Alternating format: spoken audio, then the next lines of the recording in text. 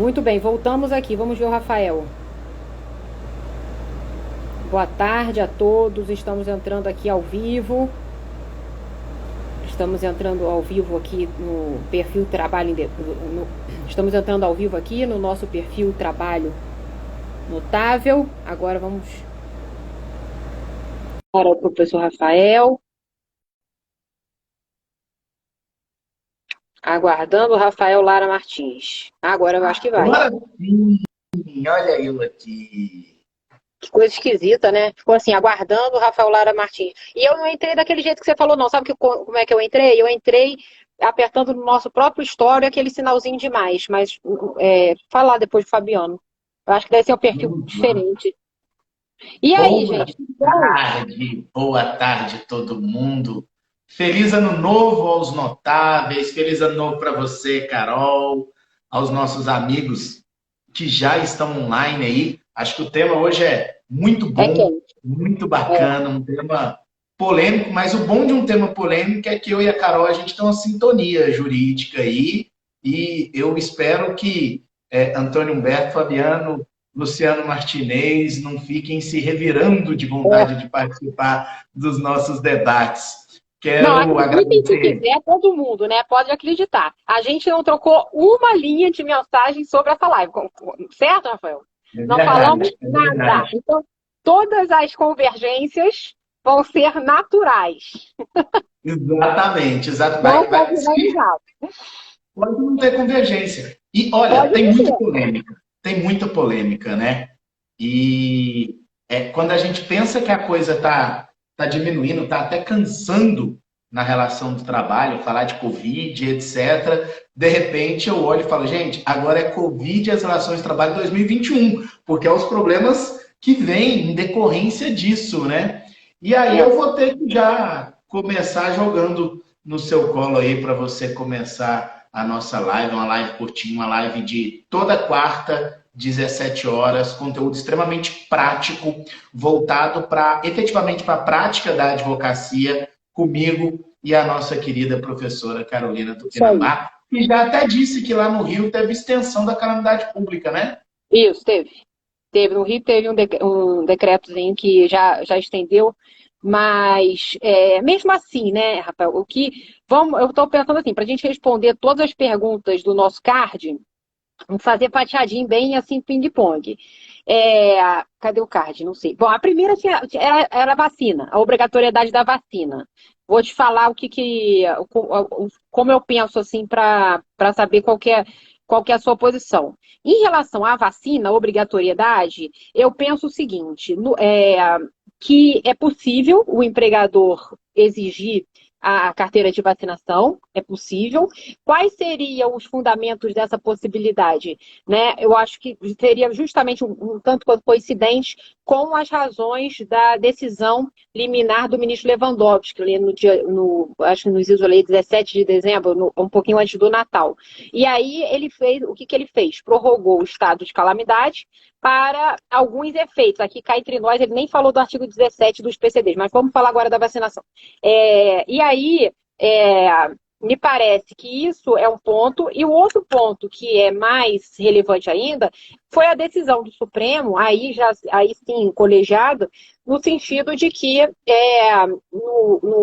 a gente poderia exigir, né, a vacinação obrigatória, que o Estado tem esse dever de realmente proteger cada um cidadão. Em nome de quê? Em nome da coletividade. Então, quer dizer, eu não posso ter uma individualidade, uma liberdade maior, né, tão egoísta a ponto de colocar em risco toda a sociedade. Então, o ato da vacinação parece que é, né, um dever e um ato de solidariedade.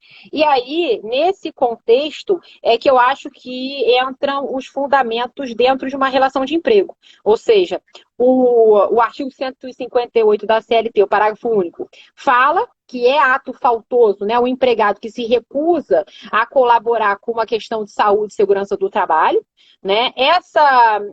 Quando a gente pega as razões de decidir do Supremo, apesar de não ter falado nada disso, né, a DI 6625, né, 6625, a gente pode também falar que, independente da liberdade individual de cada um, da crença de cada um, quando a gente está falando no meio, o empregador não vai poder obrigar o sujeito a vacinar. Mas aquele que não se vacinar, certamente poderá ser repreendido.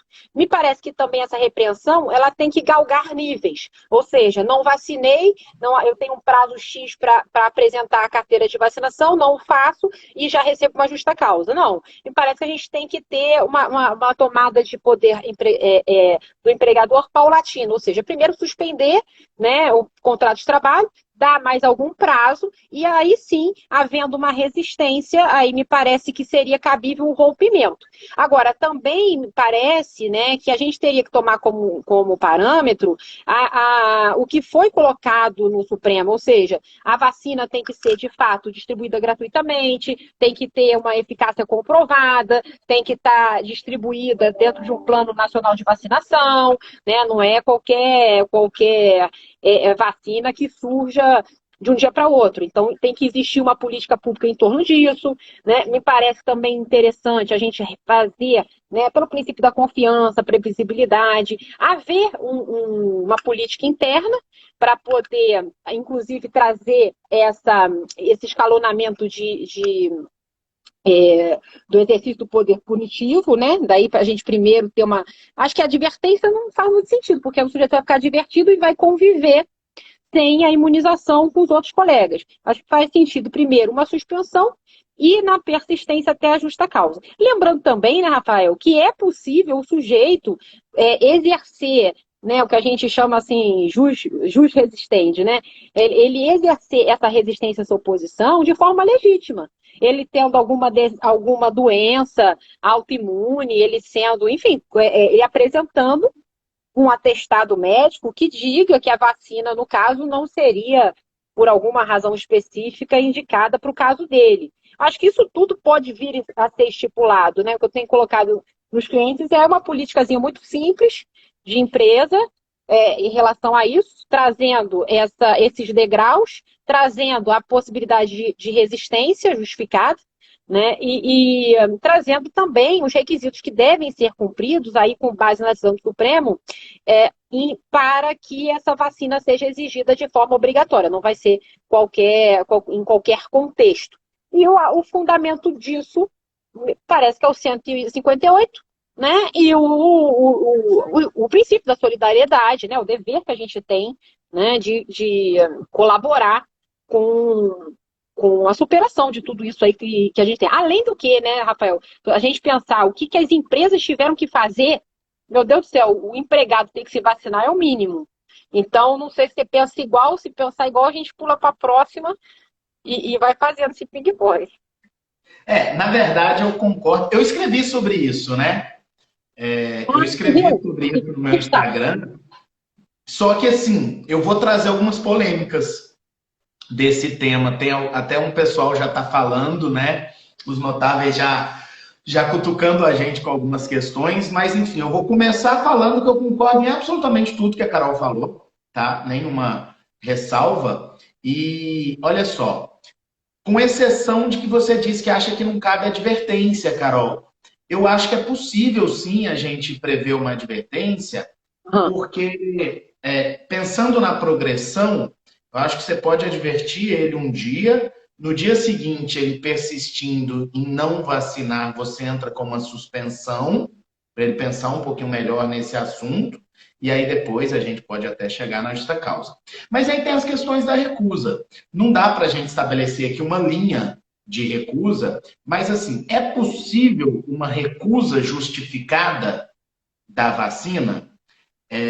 Me parece que sim, que é possível uma recusa. Só que a partir da recusa, não vamos parar aqui não. Qual que é a polêmica? A partir da recusa, qual que é a consequência que pode ser levantada?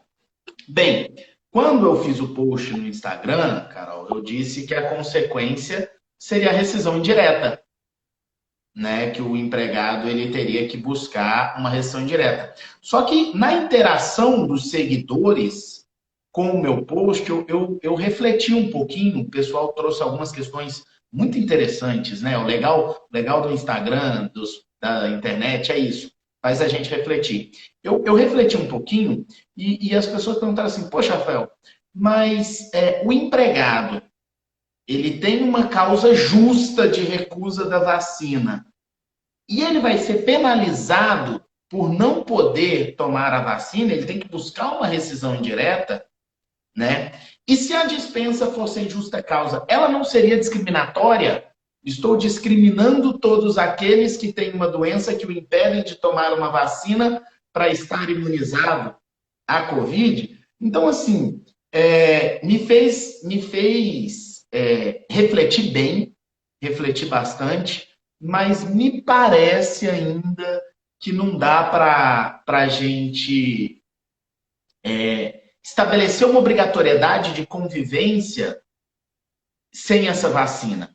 Porque se a gente pode ter restrições, inclusive de deslocamento, direito de ir e vir, que é ainda mais sagrado. Ontem foi anunciado, por exemplo, que os Estados Unidos da América vão exigir o teste Covid negativo para PCR negativo para entrar lá. Pode ter certeza que daqui a 6 meses, a Europa e os Estados Unidos vai estar pedindo comprovante de vacinação para poder entrar lá. Então, a gente tem que superar, eu acho que essa fase da politização, ideologização da vacina está atrapalhando o direito do trabalho a pensar, poxa, a vacina tem que vacinar e pronto, e para a pessoa conviver ali, ele vai ter que estar vacinado. E os casos de recusa justa vão ter que ser analisados individualmente para se resolver. Mas eu quero trazer uma polêmica para você que é nova, é de ontem, e você não sabe do que se trata, e aí é mais legal ainda, mas nem teria como saber, porque é aqui no meu estado de Goiás.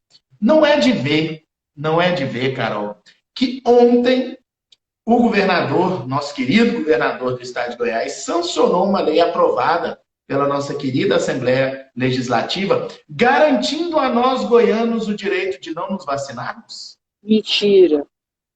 Juro. Mentira. Não, mas aí a primeira coisa, assim que saiu a notícia dessa sanção, que os goianos têm direito de não serem vacinados, porque vocês do resto do Brasil têm vacina obrigatória, segundo a STF.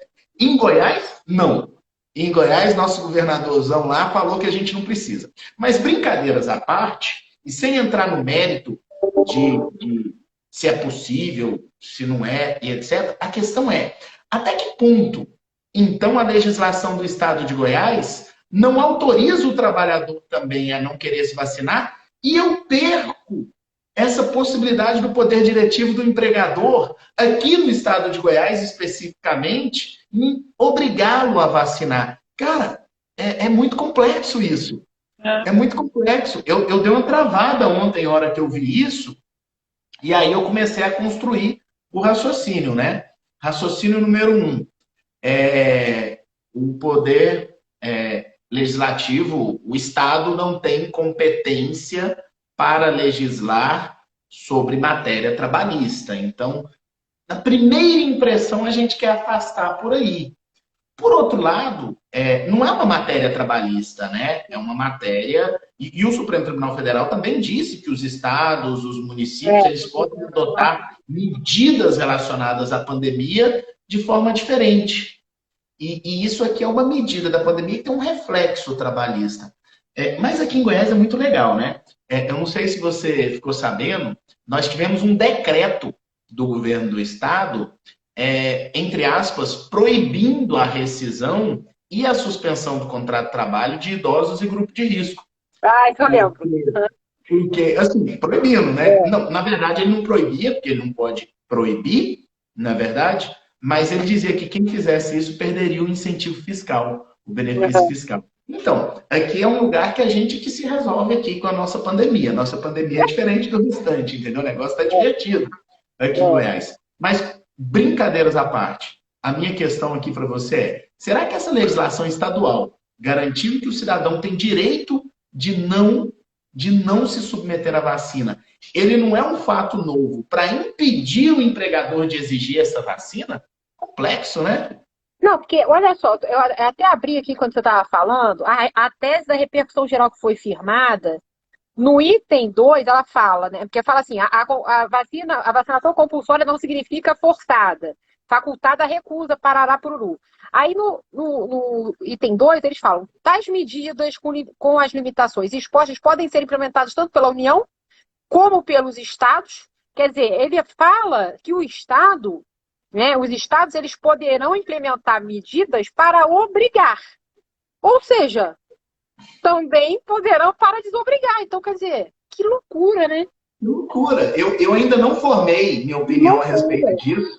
O bom é que essa notícia da sanção da lei saiu depois que a gente tinha combinado a live. Na hora que saiu, eu falei, caramba, e agora? Eu tenho que ter uma resposta para isso para a live, mas eu não consegui construir ainda. Eu preciso amadurecer mais o tema. Porque não fere. Se você pensar, quando você falou de cara, eu pensei assim, então é inconstitucional. Mas assim, você lendo a tese de repercussão geral, não fere, né? Ela até faculta expressamente aos estados regulamentarem as medidas. Que doideira, gente. Não sei. Bom, não sei. Vamos passar para o próximo. Tá. Mas aí tem uma pergunta que surgiu aqui em algum lugar do chat que eu achei legal. Já haviam me perguntado isso, mas eu quero trazer ela para gente falar aqui. Carol, o empregador exige a vacina. A vacina traz alguma consequência, traz algum efeito ao empregado. O empregado não queria vacinar, o empregador exigiu, ele se vacina e tem uma sequela. Responsabilidade civil do empregador. Como ficamos? Zero, zero. Total zero. Porque isso aí também me perguntaram, e aqui me parece que a gente vai ter, assim, várias linhas de frente antes do empregador. Porque a vacinação obrigatória, ela vai partir do Estado, dentro de uma campanha de vacinação, né? A gente vai ter a responsabilidade do laboratório. E aí me parece que o empregador só está sendo um canal de maior estímulo a essa vacinação, nos termos da tese de repercussão geral do Supremo. Eu acho que ali, não sei se você concorda, mas responsabilizar por um dano advindo da vacina, por ele ter, né, implementado a vacinação obrigatória, parece que não tem esse nexo causal, porque a implementação da vacinação obrigatória, primeiro ela acontece pelo Estado. Então, já me falaram isso. E se eu passar mal, então eu vou de cara já processar o empregador. Mas aí eu não vejo essa linha de responsabilidade, não. Você vê? Não, e só que, assim, mundo ideal. Mundo ideal. O trabalhador ele tem algum problema conhecido, alguma questão médica, alguma situação médica conhecida, ele não pode vacinar. O médico dá um atestado dizendo que ele não pode vacinar. Mundo ideal. Esse contrato tinha que ser suspenso e esse trabalhador ele tinha que receber benefício previdenciário até que se regularizasse aí toda essa questão, que se adequasse. Isso é um mundo ideal. Só que a gente não tem esse mundo ideal, né? É uma situação muito delicada. E aí perguntaram aqui, não está nas nossas perguntas, mas eu já vou responder aqui. Perguntaram se pode obrigar a fazer exame, né? Se pode obrigar a fazer o exame da Covid-19. E eu entendo, Carol, que se o empregado ele está com sintomas ou o empregado ele é contatante, ele esteve com alguém que testou positivo para Covid, o empregador pode sim exigir o exame do empregado. Lembrando que esse exame tem que ser custeado pelo plano de saúde ou você eventualmente fazer aí o pagamento, o custeio pela empresa, né? Não dá para exigir que o empregado faça isso. Mas se você concordar, a gente já vai para frente aí, porque eu acho que esse assunto aí é batido já com a gente. Bacana, então. Vamos. Deixa eu te perguntar uma próxima. O negócio do pessoal com deficiência física. Acabou, né? A gente tinha. Quer dizer, na verdade, a lei que sucede a MP 936, ela garante, e aí não tem nada a ver com suspensão de contrato, nem com redução do salário e carga horária, mas ela garante, no período de calamidade, que os portadores de deficiência eles não sejam demitidos imotivadamente. E aí, quando se reporta, né, se reporta ao período de calamidade reconhecido pela União. e esse período, então, expira no dia 31 de dezembro.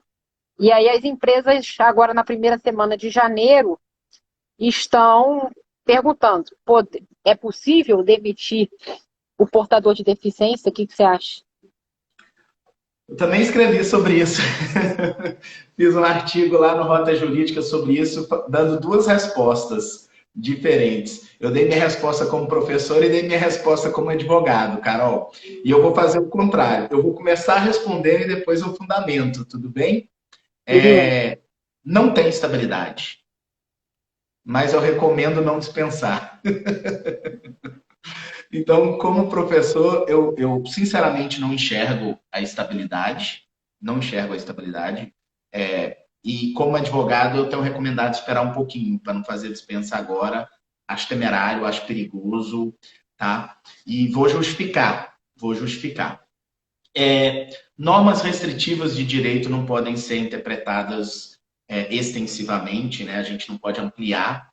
E a restrição de dispensa de um trabalhador sem justa causa, ela é uma exceção. Ela é uma exceção. A regra é, posso dispensar a hora que eu quiser, tá certo? Salvo as situações de estabilidade provisórias, ok? E a partir do momento que lá, como você disse, acho que é o 17, né, da Lei 14.020, ela remete para o artigo 1º da 13797, que eventualmente previu que é vedada a dispensa dos empregados pessoa com deficiência e estabelece dois requisitos.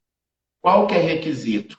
Aí ele fala, reconhecido o estado de calamidade pública, reconhecido pelo decreto legislativo e enquanto durar a pandemia internacional.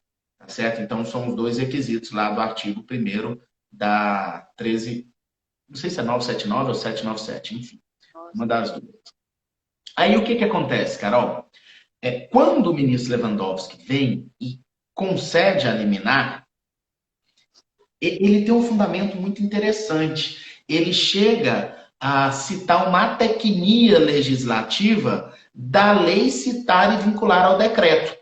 É aquela brincadeira do cachorro correr atrás, o rabo correr atrás do cachorro, né? Quando uma lei precisa de um decreto legislativo para ela ter validade.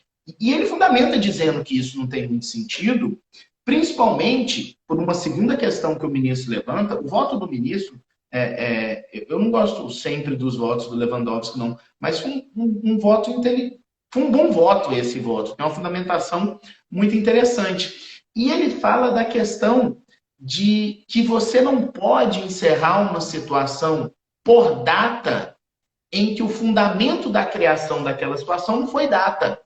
E aí a pandemia teria essa fundamentação, em que a gente tem um estado de calamidade pública em decorrência de uma situação de fato. Qual situação de fato? A pandemia, só que ela termina sem a situação de fato ser afastada. Aliás, convenhamos, né? A gente está no auge da segunda onda, sem politizar aqui, estamos no auge da segunda onda. Estamos com números aí que vão ultrapassar os piores números que a gente teve lá no início. Não de mortes, mas de contaminações, internações e etc. Então, a questão aqui que a gente acaba tendo para discutir isso é a liminar, quando ele estende a 13979 lá para as medidas do poder público, lá terceiro A até, salvo engano, o terceiro J. O terceiro J.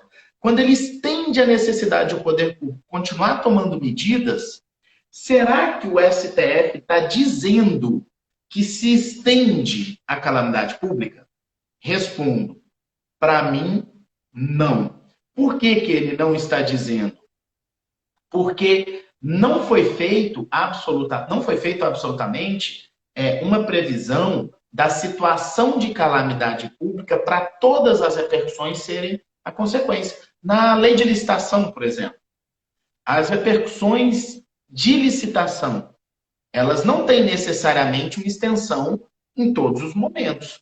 Tanto que os estados que querem fazer essa extensão têm feito isso perante as suas assembleias, por meio de suas assembleias legislativas.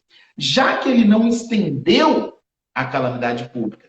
E simplesmente na decisão ele trouxe a necessidade do poder público continuar tomando medidas de preservação, que é o que fala lá o terceiro e as suas letras, então me parece que ele não estendeu o prazo de estabilidade do empregado, pessoa com deficiência. Porém, contudo, todavia, reconheço que os tribunais trabalhistas podem tender a garantir essa estabilidade por uma interpretação de hipervulnerabilidade dos empregados pessoa com deficiência, na proteção de preservação do emprego deles e até a justificativa da segunda onda, desempregos e potencial novo fechamento e lockdown. Então, minha resposta é: não tem estabilidade.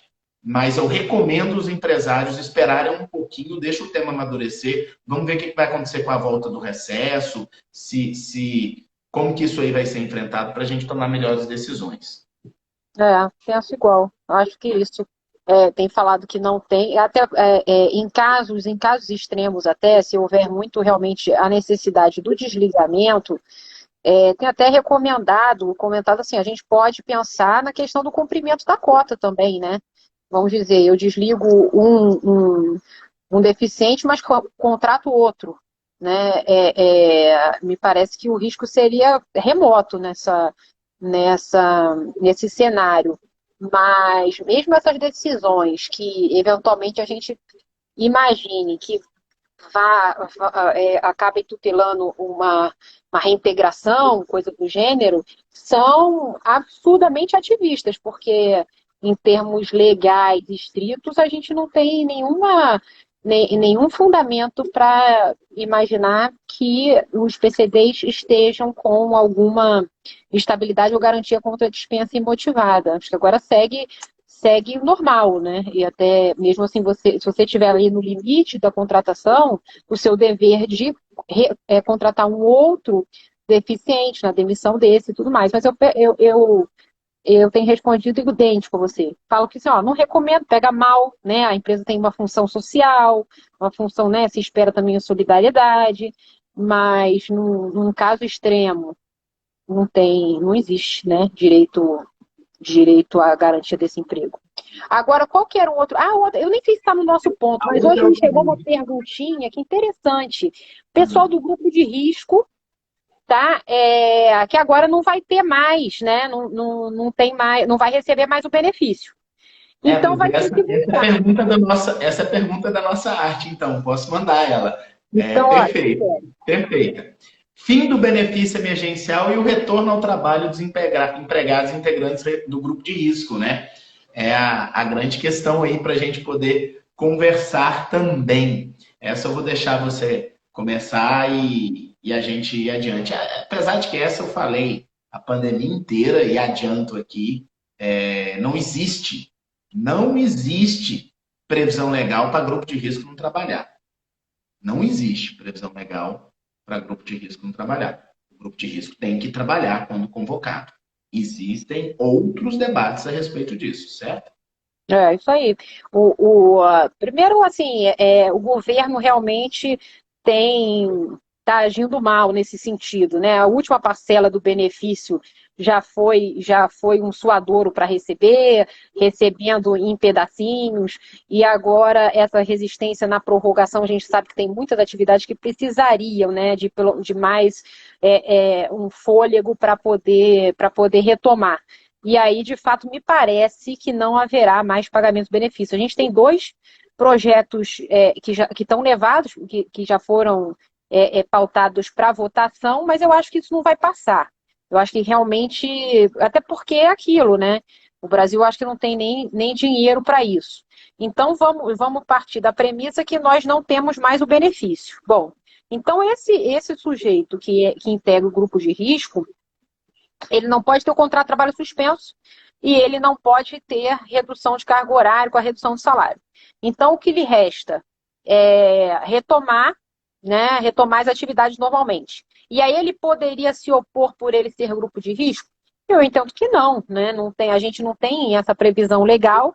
Mas o empregador pode impor que uma pessoa sofra, esteja exposta a um risco maior do que a outra, né? Então, se o empregador me chama, ou chama um colega meu de trabalho, que tem 75 anos, ele está nos impondo um risco diferenciado. Mas me parece que isso não tem a ver com o exercício do poder diretivo do empregador, mas com uma condição pessoal minha. E aí eu acho que seria um ônus muito irrazoável, né, da gente colocar no colo do empregador. Então, esse cidadão que está no grupo de risco, ele, lógico, ele tem, né, a autodeterminação, e se ele realmente, né, imaginar que não seja necessário, que ele possa não correr esse risco, eu acho que ele mesmo vai ter a iniciativa do rompimento do vínculo. Agora, a grande maioria precisa, né, Rafael? A grande maioria precisa. A gente vive no mundo real. Então, o fato é que ele não vai opor isso ao empregador. Ele vai realmente suportar um risco de saúde. E aí o empregador tem que fazer a sua parte, que são as medidas de prevenção, tudo, enfim, que esteja ao seu alcance. Não sei. É isso que você tem falado, né? Eu lembro quando você falava das pessoas que queriam atestado para não comparecer ao trabalho. E eu acho que você pensa meio que assim, né?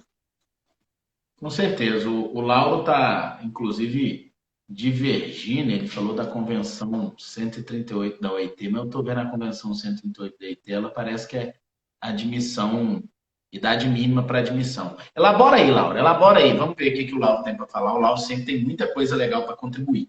Mas olha só, eu ratifico, minha opinião é igual à sua. Infelizmente, o que se tem ao empregado que não está o empregador tomando as medidas necessárias, sobra a ele a rescisão indireta, né? Isso. Me parece que é isso, né? Sobra a ele também denúncia no Ministério do Trabalho, sobra a ele denúncia no sindicato de categoria, sobra a ele denúncia na Superintendência Regional do Trabalho, sobra a ele o pleito de rescisão indireta, mas não tem muito o que fazer. A CLT, ela tem previsão expressa no 483 para sempre que o empregado é exposto à situação que coloca em risco ou acima de suas forças, cabe a ele a rescisão indireta, né? Tem uma live paralela na nossa live aqui, eu adoro isso, o pessoal está discutindo aí, muita gente debatendo a recomendação do MPT de emitir CAT, né? De obrigatoriedade de emissão de CAT, quando o empregado contrai a Covid-19. Já escrevi sobre isso, minha opinião é pública. Gente, não tem que emitir CAT. Não tem que emitir CAT. A não ser que você tenha uma situação de nexo causal presumido. E as situações de nexo causal presumido, a gente tem uma linha que é uniforme, né? Por exemplo, o empregado é empregado da área da saúde que atende diretamente a Covid-19. Aí eu tenho um nexo causal presumido. Mas isso não impede de um hospital, por exemplo, e é assim que eu recomendei, de fazer no mínimo um questionário àquele empregado. Por exemplo, tivemos um caso concreto em um hospital aqui, Carol, que a enfermeira testou positivo para Covid. Só que o marido dela testou positivo para Covid uma semana antes. Então, o que a gente assumiu? Não, ela pegou em casa do marido. Ela não pegou na empresa. E aí a gente não emitiu a CAT. Mas o Ministério Público do Trabalho recomenda. Ele está no papel dele, de buscar a proteção dos trabalhadores. Mas a gente não pode achar que recomendação do Ministério Público do Trabalho é legislação que obriga, né? Então a gente tem que separar isso. É o papel do Ministério Público recomendar, e acho que está certo de recomendar. É a função, sim, de fazer recomendações que ache que são razoáveis. E as empresas vão analisar se obedecem, se não obedecem, e etc. O Davi Pitel, grande amigo Davi, um abraço para ele aí em Brasília, está dizendo que tinha um exame antigamente chamado abreografia, alguma coisa assim. Eu passo a mensagem aqui. Mas esse exame era obrigatório para identificar tuberculose, que era sintomática. Acho que é isso que o Davi falou. e efetivamente ele deu esse exemplo para mostrar que no passado esse exame era obrigatório. Na outra live paralela que estava fazendo aqui sobre o retorno das atividades. E alguém me perguntou: a escola pode obrigar o professor a fazer o teste? Gente, minha opinião é que o empregador pode obrigar qualquer pessoa a fazer o teste sem problema, desde que ele custeie, desde que não tenha custo para o empregado. Nós estamos falando de um teste, né? Não estamos falando de submeter o empregado a tirar sangue, né? A gente falando do PCR lá, que é como o teste acontece, então não vejo nenhum problema sim, tá certo? Está Abreu. perguntando também se tem posicionamento da OIT, ainda não, né? Ainda não tem, não. O quê? Sobre essa obrigatoriedade da vacina, se é possível exigir no ambiente de trabalho. Acho que a OIT ainda não tem, não. Pelo menos recentemente eu fui responder formalmente a pergunta, né? E Ó, procurei, mas não tem. o Lauro fundamentou a opinião dele aqui. Ele diz que errou o número, mas é a que permite que o obreiro não se sujeite ao ambiente salubre e perigoso. Lauro, deixa eu te explicar uma coisa. Quem sabe de cor o número de todas as convenções e dos julgados e o dia que foi julgado é o Fabiano, tá? Eu e a Carolina somos pessoas normais que fazemos pesquisa e interpretamos as coisas. O Fabiano, ele é um ser humano de outro mundo, de outro universo, que tem uma capacidade de armazenamento de informação igual um HD de computador. Mas, então, erramos, você erra, a gente erra, todo mundo erra número, e é assim mesmo. Agora, eu estava aqui tentando se era 13979 ou 797, porque número, a gente fez direito, não fez matemática, então número não é uma coisa assim que a gente tem muito carinho com eles, né? Mas independentemente disso, e brincadeiras à parte, o que acontece? Primeiro, que o ambiente não é insalubre. E segundo, que a sujeição a ambiente perigoso, penso eu, é o perigoso em decorrência da periculosidade. Mas apesar disso, a OIT fazer essa recomendação, ela também reconhece que nós temos legislações no país que trazem as consequências da exposição e o obreiro que trabalha, ele se submete sim, recebendo os adicionais respectivos. E a Covid-19 nem gera ambiente insalubre, nem perigoso. Sei que muita gente entende diferente, inclusive em base a uma recomendação do MPT de gente muito boa e estudiosa assinando, mas eu mantenho aqui a minha posição inicial. Laura, obrigado aí pela contribuição. Gente, é tanta mensagem que eu não estou conseguindo Mas eu também não. todo mundo aqui, mas vamos lá. Tem Mas eu mais um gostei de tema uma que a que gente fala. Gostei de uma mensagem que fala assim, mas e se o prefeito de Goiânia obrigar a vacinação? Tá certo. aí o STF fala que o específico vale mais, né? É quase igual acordo coletivo de trabalho, o princípio da especificidade. Que loucura E isso. se o cara mora em Goiânia e trabalha em Aparecida de Goiânia? Se for para complicar, isso aqui é uma pergunta de prova de faculdade. Coloca lá, Carol, coloca lá na próxima prova sua dos meninos seu da UERJ o seguinte. É verdade, ó. Hoje é um dia, essa brincadeira foi ruim. Porque o que O foi? prefeito de Goiânia faleceu hoje de Covid-19 pela manhã. Mentira, é mesmo? Ele estava internado desde as eleições. É um ser humano incrível, independente de posições ideológicas.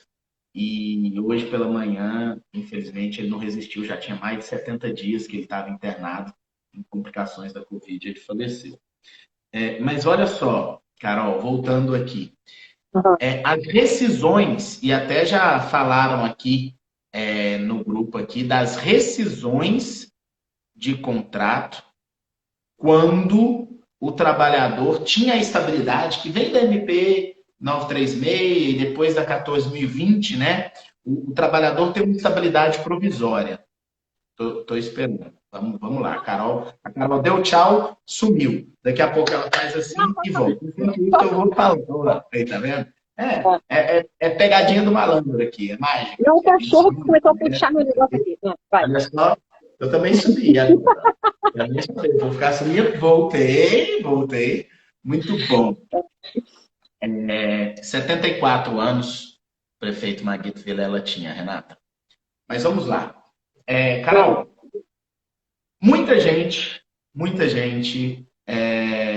com estabilidade, muita gente 936, Lei 14.020, estabeleceram uma proibição de dispensa dos empregados e agora muitas empresas com dificuldade econômica. Com dificuldade econômica. E o pessoal está dizendo que as empresas não estão sustentando essas estabilidades.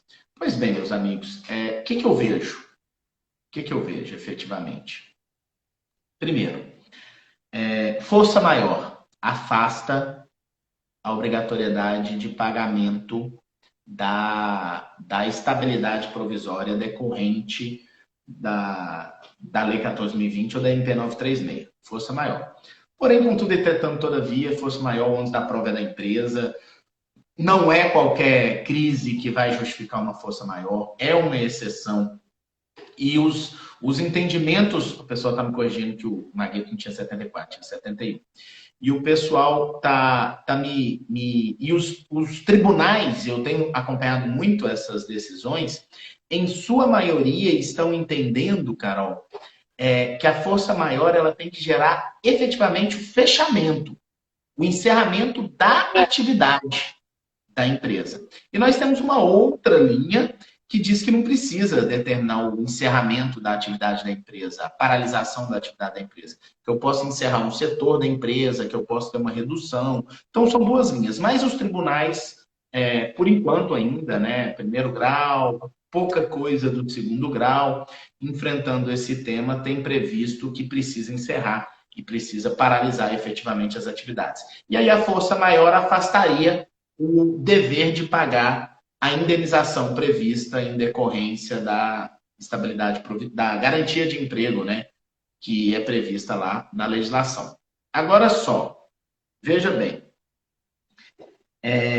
quando você está falando em dificuldade, aí, gente, acho que todo mundo que está nos acompanhando, ou pelo menos a grande maioria, são colegas advogadas e advogados que estão aí instruindo efetivamente os seus respectivos clientes. É hora de negociação, é hora de diálogo, é hora de conversa, é hora de vamos resolver isso juntos. Esse é o momento, né? Em tentar chegar em um consenso com o empregado. Olha, vamos combinar essa indenização pela metade e a gente faz um parcelamento longo disso aqui, e aí você faz um acordo, homologa esse acordo, faz uma homologação de acordo extrajudicial, não se arrisca efetivamente a fazer acordo sem essa homologação. Eu acho que é nosso papel, enquanto advogados, tentar trazer o pessoal para a realidade, porque assim, sendo justo ou não sendo justo, as empresas com muita dificuldade ou sem muita dificuldade, a gente trabalha com as leis e com as interpretações que a gente tem. A gente não trabalha com ideologia do que a gente gostaria que o mundo fosse. E pintar o mundo, até porque o mundo, se cada um fosse trabalhar do jeito que a gente gostaria que o mundo fosse, a coisa ou não andava ou andava demais, né? Não dá para saber. Então, eu acho que nós temos que fazer a ressalva que é devida a multa, é devida a indenização. E aí, de acordo com os percentuais, né? Quem tem aquele primeiro percentual de 25% tem um valor diferente, quem tem um percentual de até 70%, outro valor, e de 70% a suspensão do contrato é 100% do período que estaria trabalhando. Fora isso, Carol, eu não vejo muitas alternativas para esse tema, não sei se você vê.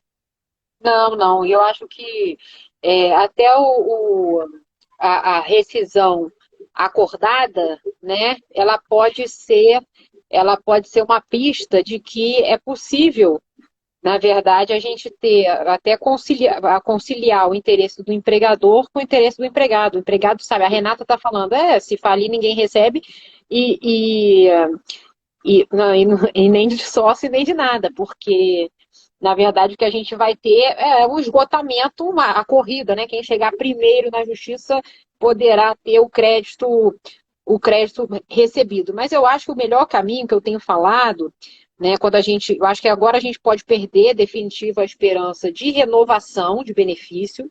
Eu acho que se era para acontecer, já teria acontecido, a gente está no dia 13 já de janeiro.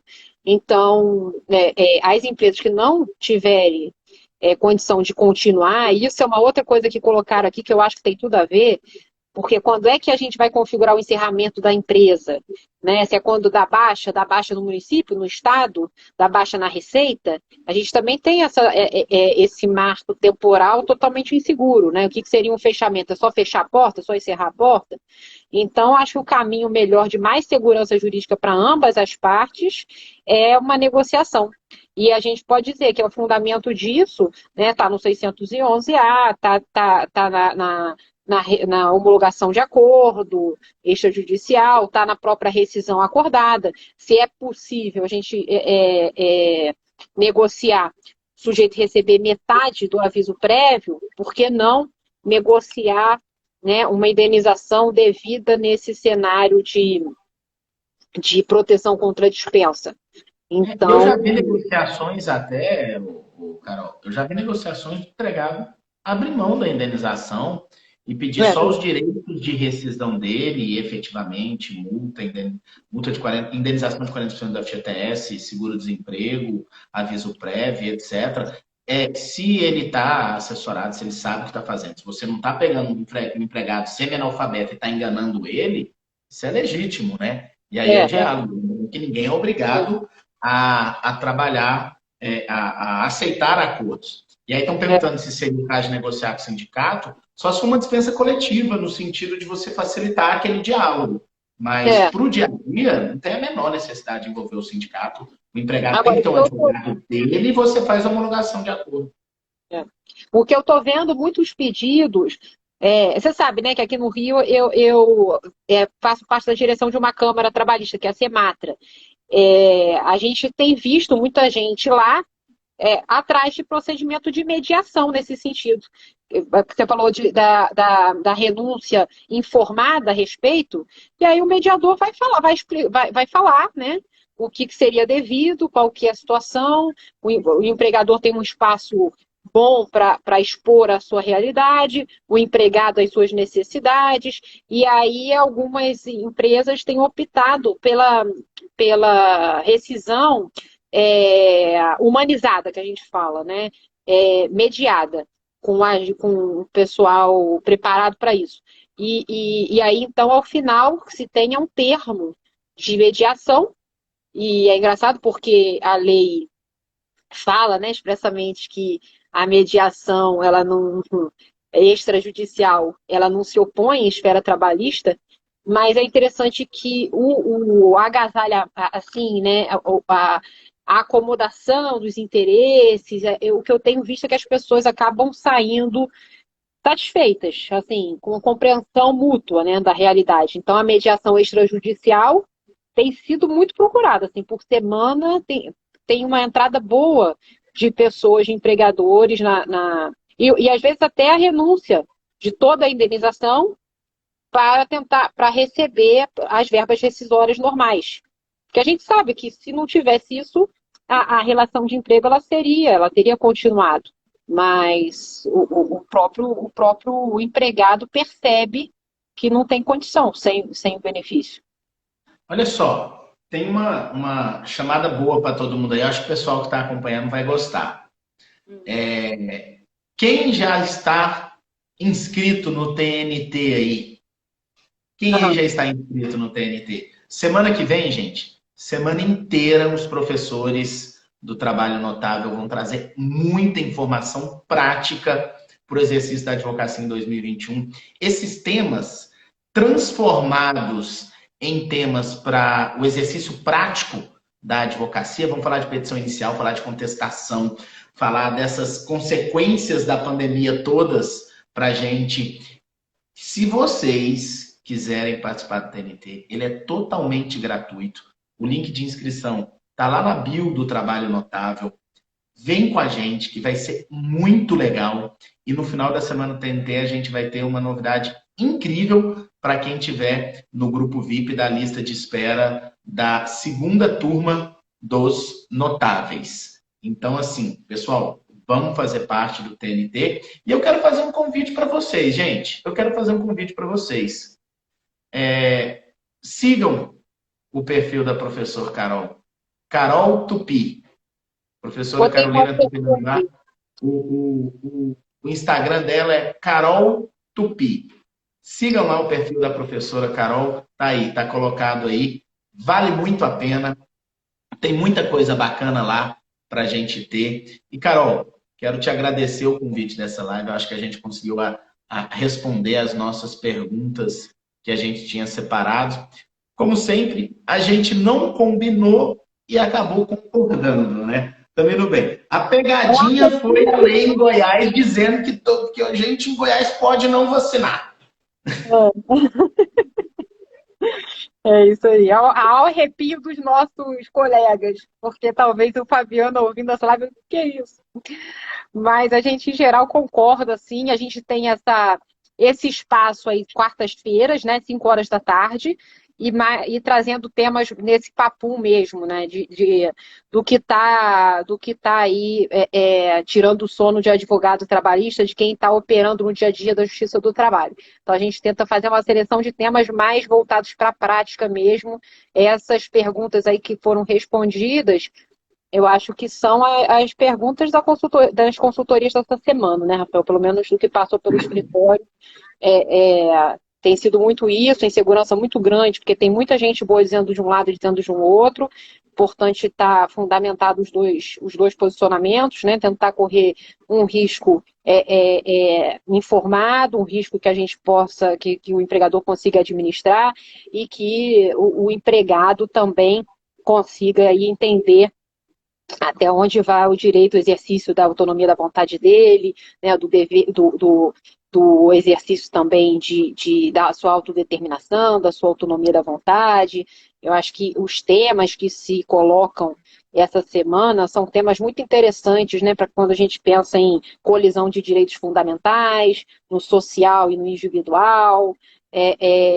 Enfim, o que a gente vai mostrar também no evento, né, é que esse ano é um ano assim de divisor de águas para a advocacia trabalhista. A gente vê, assim, se na primeira semana nós temos esse tipo de debate, o que vem por aí ainda é mais denso, né? Tem muita coisa realmente acontecendo no mundo do trabalho. Então, não percam esse evento. Vou deixar gravado aqui, né, Rafael? Vou deixar gravado aqui. E olha só, a Fried está pedindo indicação de um curso para atualizar seu direito trabalhista. Deixa eu te falar, eu tenho sempre dito, se você já tiver um título de especialista, se você já tem uma pós-graduação, porque se você não tem, eu sugiro você fazer uma pós-graduação, é bacana você ter esse título, ter essa vocação, mas assim, se você já tem um título, eu sinceramente, não é puxando sardinha para o nosso lado não, sinceramente, hoje o local para se atualizar, para estar numa comunidade incrível, um pessoal que se ajuda, material pra caramba, é a comunidade notável de prática trabalhista.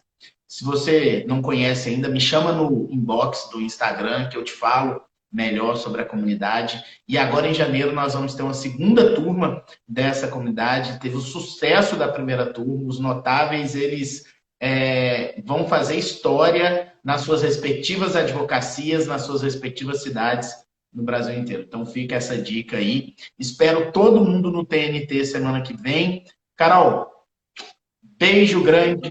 Você, como sempre, maravilhosa. Fica com Deus. Um beijo para o Felipe também. E até mais. Até, gente. Beijo, até lá.